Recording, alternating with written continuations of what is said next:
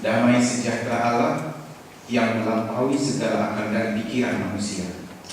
Itulah yang memelihara hati dan pikiran dalam Kristus Yesus Tuhan dan Juru Selamat kita. Amin. Jemaat Tuhan yang terkasih, kini kita tiba pada pemberitaan firman Tuhan.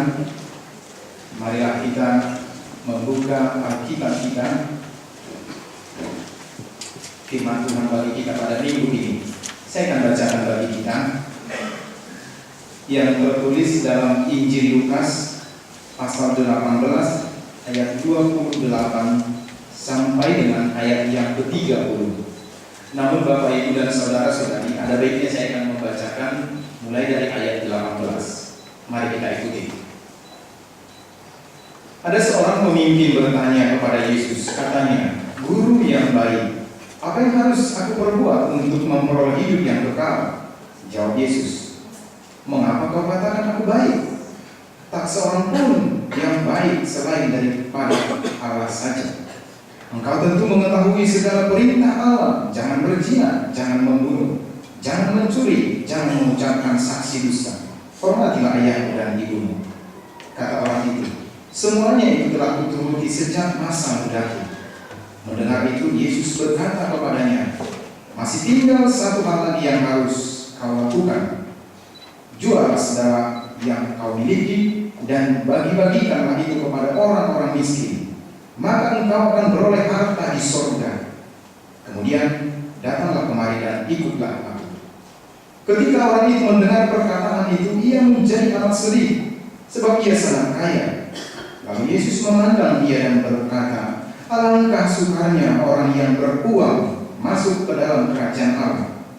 Sebab lebih mudah seekor unta masuk melalui lubang jarum daripada seorang kaya masuk ke dalam kerajaan Allah." Dan mereka yang mendengar itu berkata, "Jika demikian, siapakah yang dapat diselamatkan?" Kata Yesus, "Apa yang tidak mungkin bagi manusia, mungkin bagi Allah." Petrus berkata, "Kami ini telah meninggalkan segala kepunyaan kami dan mengikut Engkau." Kata Yesus kepada mereka, "Aku berkata kepadamu, sesungguhnya setiap orang yang karena kerajaan Allah meninggalkan rumahnya, istrinya, atau saudaranya, orang tuanya, atau anak-anaknya, akan menerima kembali lipat ganda pada masa ini juga, dan pada zaman yang akan datang ia akan menerima hidup yang kekal." Demikian pembacaan firman Tuhan. Bapak, Ibu, dan saudara-saudari yang terkasih, sesungguhnya nats khotbah ini diawali atau muncul dari perbincangan antara Yesus dengan seorang pemimpin agama Yahudi, seorang yang terhormat, terpandang, bahkan yang juga menguasai hukum Taurat. Disebutkan dia adalah orang yang sangat kaya sekali. Dalam bahasa Mata disebut namorajong. Kalau disebut namorajong, tentu sudah amat kaya sekali. Itulah dia, pemimpin Yahudi. Namun dia juga berstatus pemuda. Dia belum menikah, belum berumah tangga. Dia seorang pemuda. Diperkirakan umurnya kira-kira 24 sampai dengan 40 tahun. Artinya masih produktif.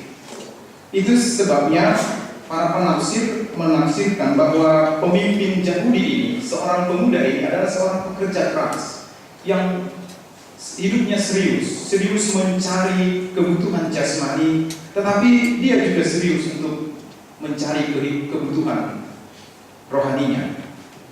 Dia juga salah satu anggota Sanhedrin. Sanhedrin ini bertugas untuk mengurus segala peribadatan dalam bait suci. Jadi bisa kita katakan lengkaplah sudah. Harta jasmani, harta duniawi, dan harta rohani pun ia usahakan untuk ia dapatkan. Namun saudara-saudari, kalau kita baca lagi ayat 20 tadi, bisa kita katakan hampir sempurna apa yang dilakukan oleh pemimpin pemimpin Yahudi, seorang pemuda yang kaya raya ini. Sebab ketika Yesus mengatakan menguraikan hukum Taurat yang ke-5 sampai ke-10, jangan membunuh, jangan berzina, jangan mencuri, jangan mengucapkan saksi dusta, hormatilah ayah dan ibumu. Ternyata dengan lantangnya ia mengatakan, "Guru, saya sudah melakukan itu. Semuanya sudah saya lakukan." Bahkan Yesus sendiri pun sebenarnya sangat mengakui bahwa kehidupan rohani pemimpin Yahudi ini cukup baik.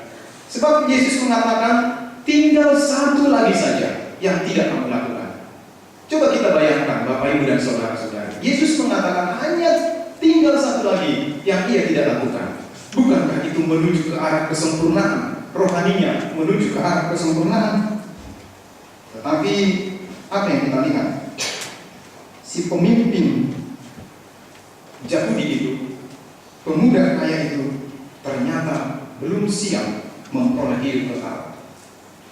Dia salah perhitungan. Dia salah kaprah.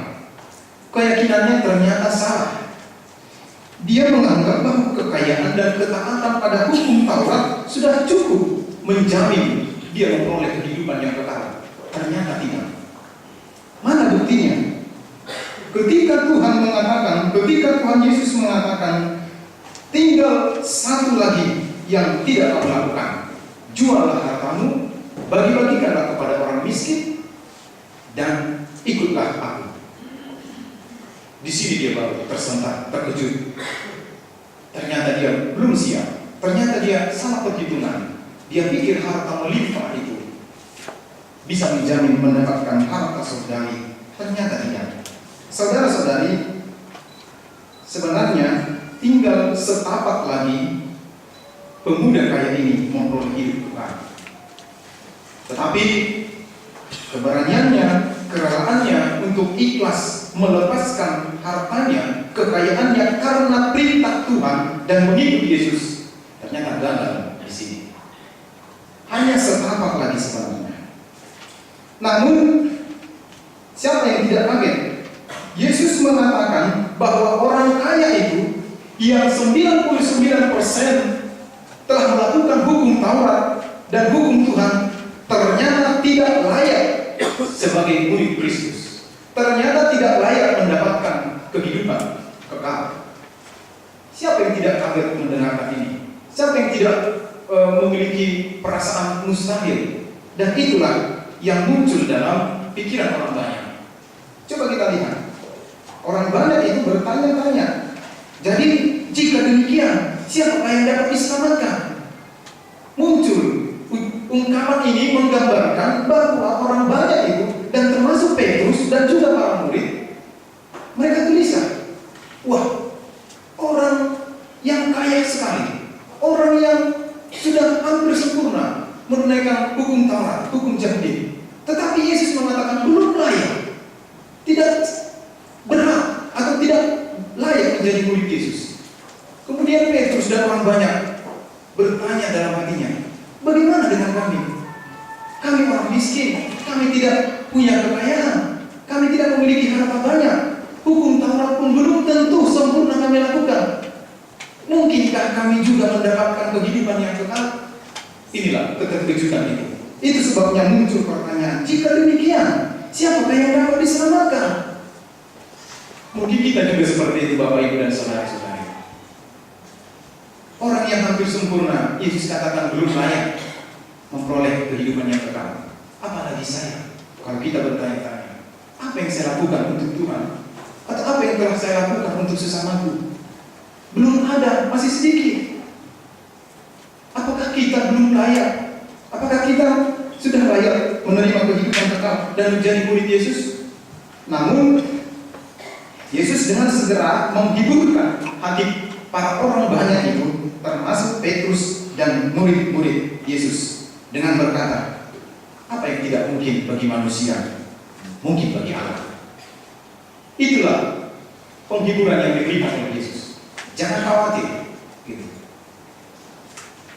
Apa yang tidak mungkin bagi manusia, bagi murid dan orang banyak, sesuatu yang tidak mungkin.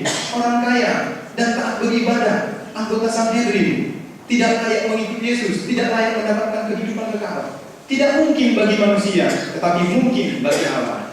Dengan ungkapan Yesus ini, Yesus mau mengatakan bahwa kehidupan yang kekal itu adalah mutlak, adalah pemberian Tuhan.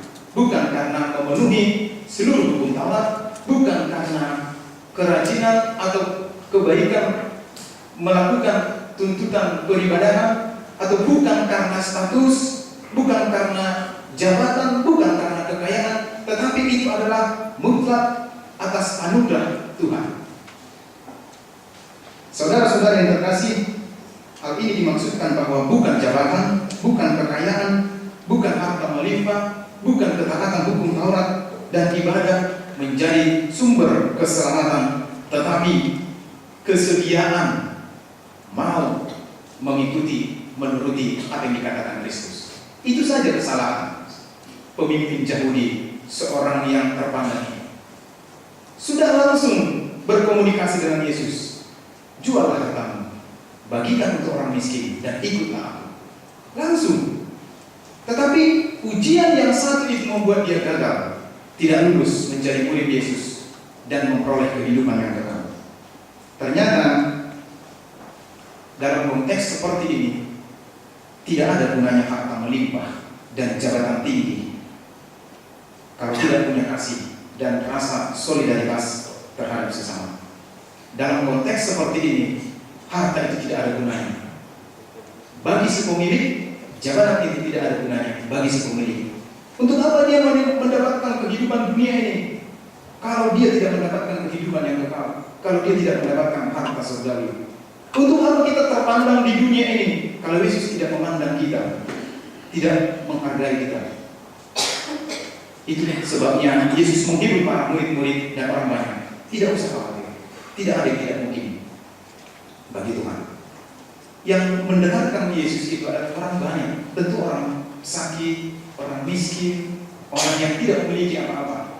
Apa yang dimiliki oleh murid-murid Yesus? Tidak ada. Mereka sudah meninggalkan semuanya. Keluarganya juga ditinggalkan, anak-anaknya ditinggalkan, orang tuanya, mertuanya ditinggalkan, rumahnya ditinggalkan, hanya untuk mengikuti Yesus. Bisa dikatakan murid Yesus dalam harta duniawi, mereka adalah orang miskin, tidak memiliki apa-apa. Sama seperti Yesus yang tidak memiliki apa-apa. Bahkan tempat meletakkan kepalanya pun di dunia ini tidak ada. Saudara-saudara, sesungguhnya jika Yesus menyuruh pemuda kaya ini untuk menjual hartanya, adalah untuk mengajar supaya dia tidak mementingkan diri sendiri, tetapi peduli dengan orang sekitarnya, terlebih orang kecil, orang miskin dan lemah, atau yang membutuhkan pertolongan. Dan agar pemuda itu juga mau berbagi dengan ikhlas kepada sesamanya yang menderita. Kita katakan dia adalah gagal. Dia tidak mau menanggalkan, melepaskan hartanya untuk mendapatkan harta surga. Namun mari kita lihat, berbeda sekali dengan apa yang dilakukan oleh Petrus dan murid yang lain.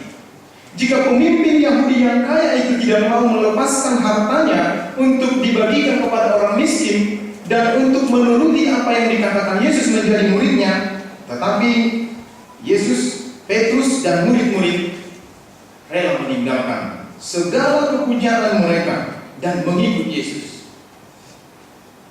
Sikap ini justru dipuji oleh Yesus.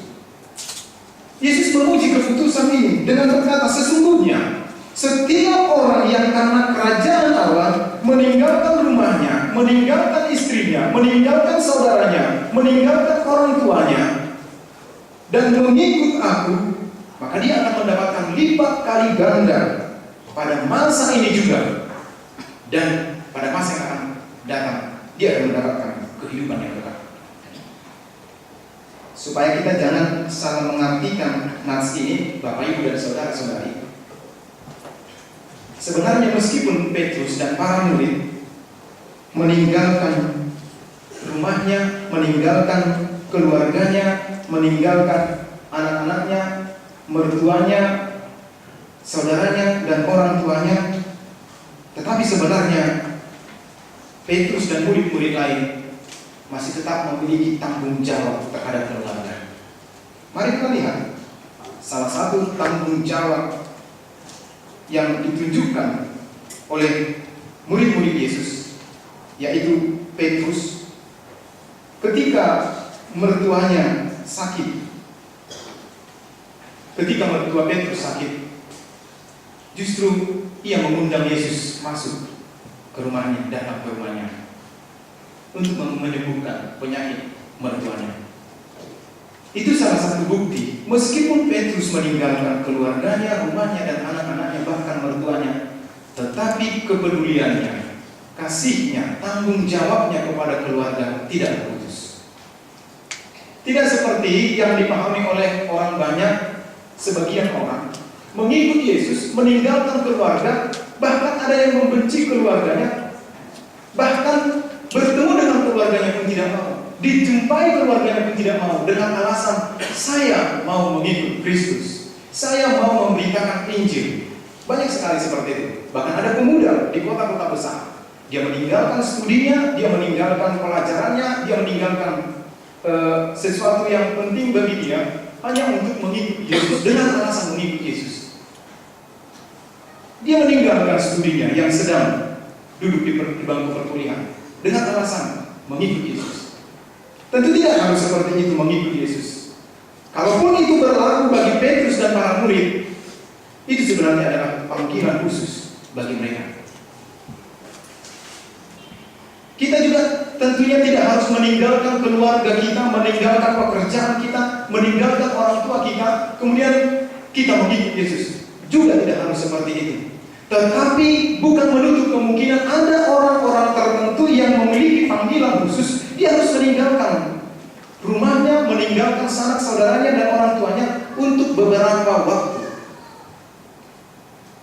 Kita lihat Okui, pendeta Ingvar Ludwig Mommsen, I.L. Mommsen. Dia rela meninggalkan negaranya. Dia rela meninggalkan istrinya. Bahkan dia rela tidak di samping istrinya walaupun sedang mengalami sakit parah. Bahkan sampai detik-detik kematiannya, pendeta I.L. Mommsen tidak melihat istrinya meninggal. Tentu kita kan tidak harus seperti itu dengan alasan mengikut Yesus. Walaupun tidak tertutup kemungkinan hal itu bisa terjadi bagi kita. Untuk beberapa orang itu bisa, tetapi tidak harus seperti itu. Oleh sebab itu, saudara-saudari, Yesus itu bukanlah Yesus yang kejam. Yesus itu bukanlah Yesus yang tidak peduli. Yesus itu bukanlah Yesus yang mau memisahkan orang tua dengan anak-anak, atau parunai dengan mertuanya, atau anak-anaknya dengan orang tuanya.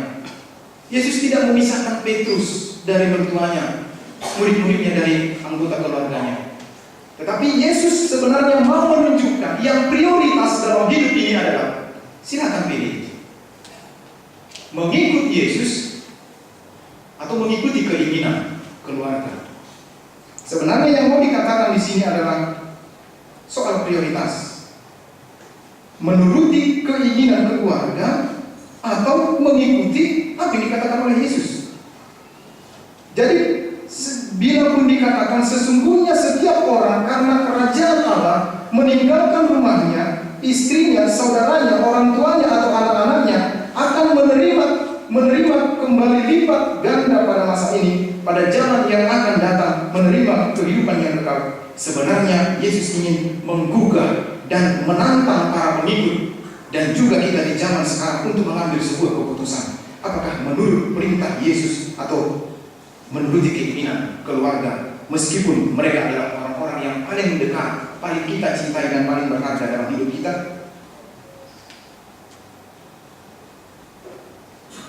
Ini bukanlah sekedar pilihan, tetapi soal iman, soal kesungguhan mengikut Yesus, soal prioritas. Yesus adalah yang paling utama dari orang-orang yang utama dalam hidup kita. Yesus menantang kita. Yesus adalah yang utama yang paling utama dari orang-orang yang utama dalam hidup kita. Bukankah yang disebutkan oleh Yesus itu adalah orang-orang yang paling dekat dengan kita, orang-orang yang paling kita cintai, orang-orang yang paling kita hargai. Kenapa Yesus mengatakan, memperbandingkan antara dirinya dengan orang-orang yang sangat kita cintai? Siapa yang tidak sayang dengan keluarganya? Siapa yang tidak sayang dengan rumahnya? Siapa yang tidak sayang dengan anak-anaknya, mertuanya, orang tuanya, dan saudara-saudaranya? Tentu kita semua. Kenapa Yesus memperbandingkan itu? Karena dalam hidup kita yang paling berharga adalah itu. Tetapi kemudian Yesus menantang kita, mana yang paling utama? Mereka atau saya? Mengikut perintah Yesus atau mengikut keinginan keluarga, keinginan orang-orang yang paling berharga bagi kita? Sebenarnya soal prioritas. Saudara-saudari, pilihan dan keputusan mengikut Yesus bukanlah hal yang gampang, tetapi butuh pergumulan, butuh keberanian, dan butuh keikhlasan berkorban dan hidup penuh dengan pengharapan. Bila para murid harus bergumul mengikut Yesus dengan meninggalkan keluarga, istri, anak-anak, saudara, dan orang tuanya, bila para murid rela mengorbankan waktunya yang seharusnya dipakai untuk kebersamaan dengan keluarga, dengan anak-anak, bagaimana dengan sikap kita? Bagaimana dengan kita mengikut Yesus? Adakah sesuatu yang sudah kita korbankan demi mengikut Dia, atau belum sama sekali? Apakah yang sudah kita korbankan? Adakah sesuatu yang paling berharga menurut kita, tetapi yang utama adalah Kristus dalam hidup kita? Apakah kita berani dan ikhlas meninggalkan sesuatu yang menurut kita paling berharga, tapi kita harus melakukan apa yang dikatakan oleh Yesus? Ataukah sebaliknya, demi kepentingan pribadi, demi kepentingan keluarga, kita rela mengorbankan perintah Tuhan? Bisa saja sebaliknya. Demi kepentingan keluarga, demi kepentingan pribadi, demi kepentingan pekerjaan, demi kepentingan yang lain-lain, kita harus rela mengorbankan apa yang dikatakan oleh Kristus.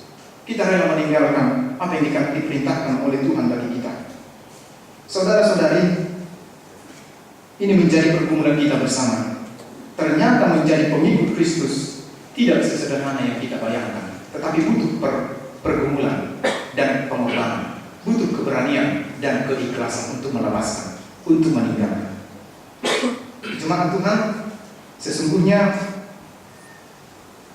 kita tidak harus meninggalkan keluarga kita.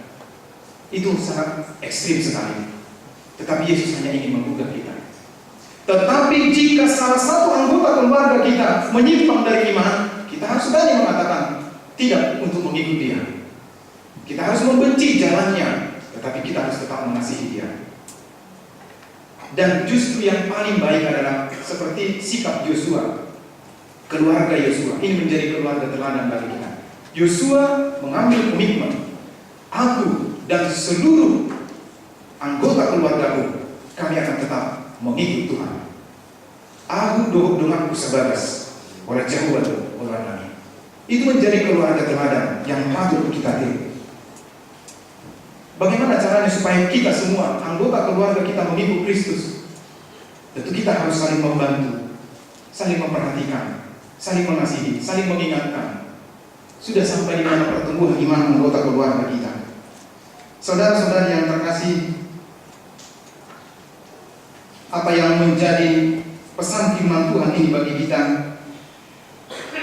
Sebenarnya ada 3 hal yang dengan berani dan ikhlas kita harus tinggalkan atau kita relakan. Secara singkat, mari kita renungkan apa yang paling berharga dalam hidup kita. Saya mau pakai istilah yang dipakai oleh Tuhan Yesus. Disebutkan orang-orang yang paling dekat dengan kita adalah keluarga. Keluargalah yang paling dekat dengan kita. Keluargalah pertolongan pertama kita ketika kita bergumul. Saya tidak tahu ada dari antara kita bukan keluarga pertolongan pertama. Jika itu terjadi, tentu ada sesuatu yang harus diperbaiki. Yang pertama yang menjadi pertolongan kita adalah keluarga. Oleh sebab itu harus harmonis keluarga kita. 2 minggu yang lalu Yesus khotbah kita juga adalah tentang keluarga. Bahwa Yesus juga bukan tidak peduli dengan saudara-saudaranya dan ibunya yang sedang menunggu di pintu bait suci. Justru Yesus sangat peduli. Bahkan ketika Yesus detik-detik kematiannya, dia mengatakan, inilah ibumu, ibu inilah anakmu, murid-murid inilah ibu. Yesus masih menghormati ibunya secara jasmani, Maria. Tentu keluarga adalah sesuatu yang sangat berharga bagi kita. Itu sebabnya yang paling utama dalam hidup kita adalah keluarga. Namun firman ini mengingatkan kita agar tetap menjaga keharmonisan keluarga kita dengan Tuhan. Yang biasa kita menciptakan keluarga harmonis, tetapi pernahkah kita berpikir menciptakan keluarga kita harmonis dengan Tuhan? Itu yang tidak kita pikirkan. Banyak keluarga-keluarga menciptakan keluarga harmonis di tengah keluarga, tetapi apakah pernah kita memikirkan keharmonisan keluarga kita dengan Tuhan, dengan firman-Nya, dengan perintah-Nya?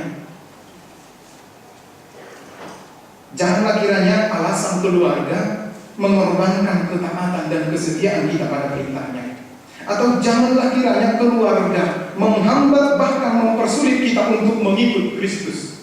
Artinya, janganlah kiranya alasan keluarga menjadi lebih penting dari perintah Tuhan. Bahkan perintah Tuhan sering dimaklumi, sering dibawa kompromi. Tole mah minggu depan bodoh tole mah subuh haduan ayam bohong sehari sanau doon yang bohong nama orang di sayur namun tole mah mau hari minggu depan bodoh. Sering sekali dibuat menjadi kompromi dan dimaklumi. Tetapi urusan keluarga, urusan adat, urusan arisan bahkan menjadi sesuatu yang mutlak dan tidak dapat diganggu-gugat.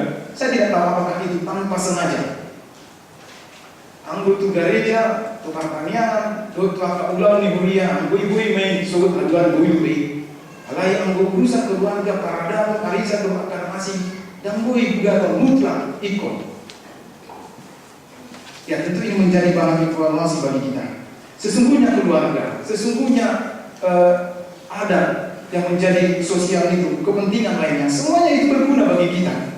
Tetapi marilah kita lebih bijaksana sebagai pengikut Kristus, melihat bahwa mengutamakan perintah Tuhan lebih memberi manfaat bagi kehidupan kita sekarang ini. Yesus mengatakan mengikut Dia untungnya bukan hanya kehidupan yang akan datang, tetapi Yesus dengan jelas mengatakan mengikut Dia lipat ganda itu diterima saat sekarang, hari ini, bukan kehidupan yang akan datang, tetapi dua-duanya. Lipat ganda itu diterima sekarang dan juga akan disempurnakan pada yang akan datang.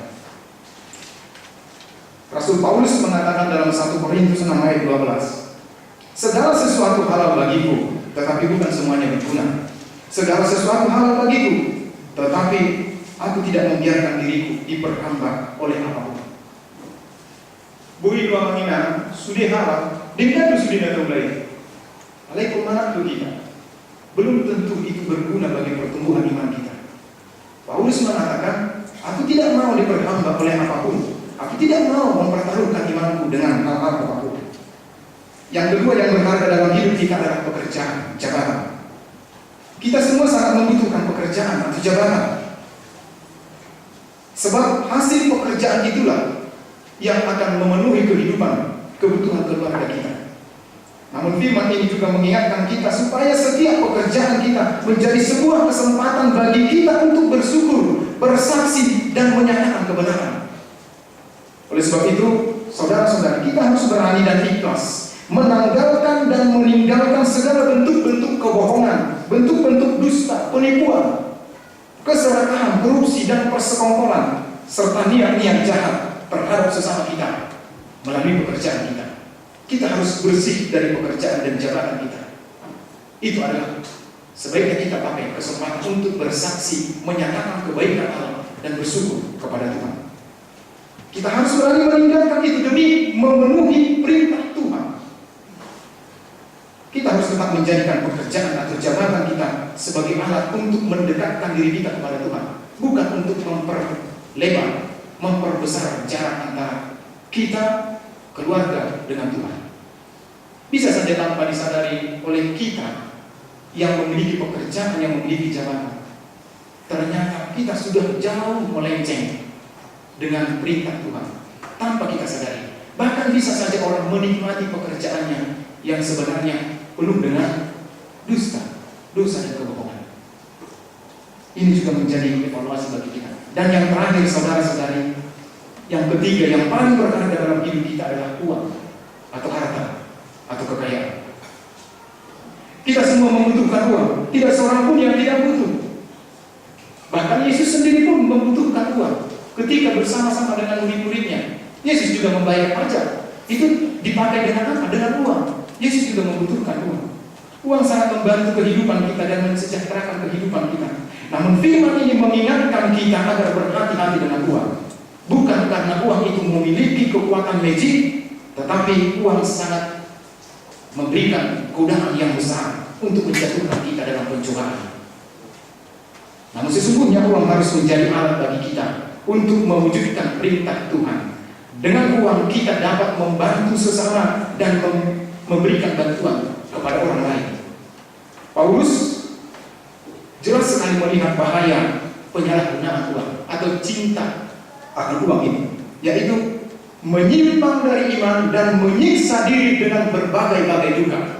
1 Timotius 6:10. Berhati-hatilah dengan memakai uang. Salah memakai uang, Paulus mengatakan itu menyimpang dari iman dan menyiksa hidup kita dengan berbagai-bagai duka. Mungkin kita bisa menghubungkan dengan apa yang terjadi di tengah-tengah bangsa kita. Tokoh bangsa kita yang tadinya sangat dihormati, yang tadinya sangat disegani, tetapi dengan menyalahgunakan uang, jabatan, apa yang kita lihat? Kehidupannya tersiksa, kehidupannya gelisah, dan tidak tenang hidupnya. Tentu kita semua yang tidak akan mau seperti itu. Firman ini mengajak kita sebagai pengikut Kristus, dengan uang, harta, dan kekayaan yang kita punyai, haruslah membuat kita dekat kepada Tuhan. Dan intinya sebenarnya, marilah kita prioritaskan melakukan perintah Tuhan daripada keinginan kita. Amin. Kita berdoa. Tuhan, kami bersyukur kepadamu. Engkau masih mengingatkan kami, Tuhan, agar kami tetap setia mengikut Kristus. Kuatkan kami, ajari kami, Tuhan. Berikan keberanian bagi kami dan keikhlasan untuk meninggalkan segala sesuatu bila itu bertentangan dengan firman-Mu. Kuatkan kami, Tuhan, dan hiburkan kami jika dalam waktu-waktu tertentu kami harus meninggalkan keluarga, pekerjaan untuk saat tertentu. Namun ajar kami untuk tetap boleh menunjukkan tanggung jawab kami dan kasih kami kepada keluarga kami. Tuhan, biarlah kiranya yang lebih utama dalam hidup kami adalah Engkau, hukum-Mu, firman-Mu, agar kami lebih mengutamakan Engkau. Ajar kami, Tuhan, untuk lebih bijaksana melihat kepentingan keluarga, pribadi, dan kelompok kami, supaya tidak menghambat, menghalangi kami untuk mengikut Engkau. Tuhan Bapa di sorga, kami kembali mendoakan jemaat Tuhan di HKBP Pangururan Samosir. Mereka berkabung, mereka bersedih, mereka berduka, Tuhan. Rumah Tuhan, gereja habis terbakar. Tuhan, kami mendoakan mereka, hiburkanlah umat-Mu, kuatkanlah umat-Mu, berilah hikmat dan kebijaksanaan bagi pemimpin gereja dan juga jemaat-jemaat Tuhan dan orang-orang yang memberikan perhatian. Tuhan, ajar kami juga untuk turut serta membantu, menunjukkan solidaritas kami kepada saudara-saudara kami. Inilah doa kami, Tuhan. Dalam nama kami berdoa. Amin.